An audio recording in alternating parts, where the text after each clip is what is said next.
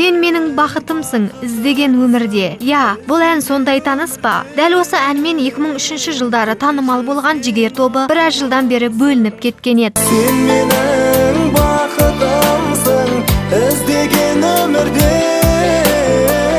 көлде жүзген аққуымсың сұлулықты көздеген. Араға 9 жыл салып Жігер тобы қайта бірікті. Бірігіп жұмыс істей бастағанына енді ғана бір ай толатын ескі топ өнерге деген жаңа қадамдарын қайта бастады. 9 жылдай болды.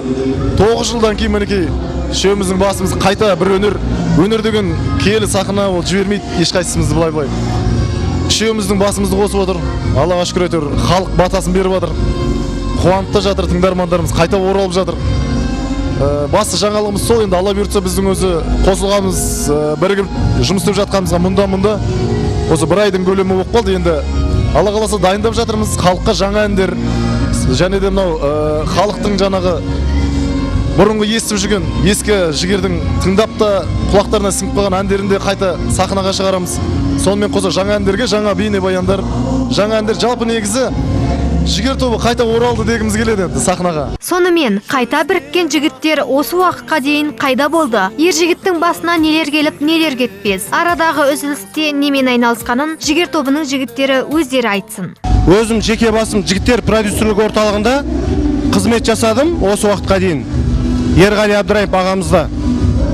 Одан бөлек кішкене кәсіппен де айналыстым.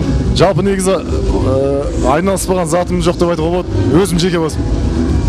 Біраз кәсіпке де басымды сұқтым. Ары айналдырдық, бері айналдырдық, саудаға да кірдім.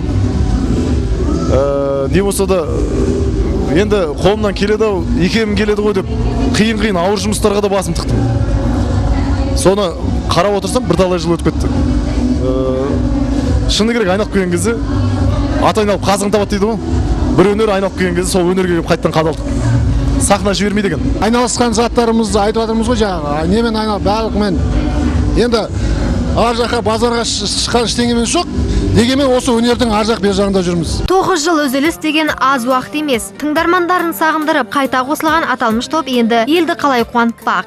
9 жыл деген аз уақыт емес. 9 жылдың ішінде ешқайсымыз өнерден кетіп қалған жоқпыз. Жеке шығармашылықпен айналыстық. Алла қаласа келесі жылы Жігер тобына 15 жыл болады екен. Біздің ең алғашқы Сен менің бақытымсың деген әніміз 2003 жылы халыққа кеңінен тарап хит болған.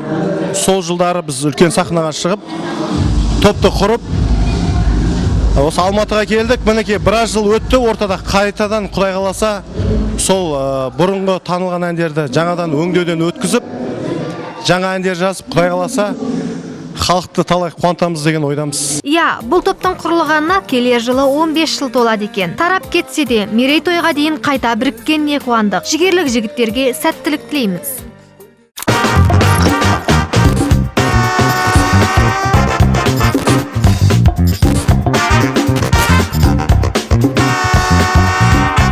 Бағдарламаның басты демеушісі Мола Порт.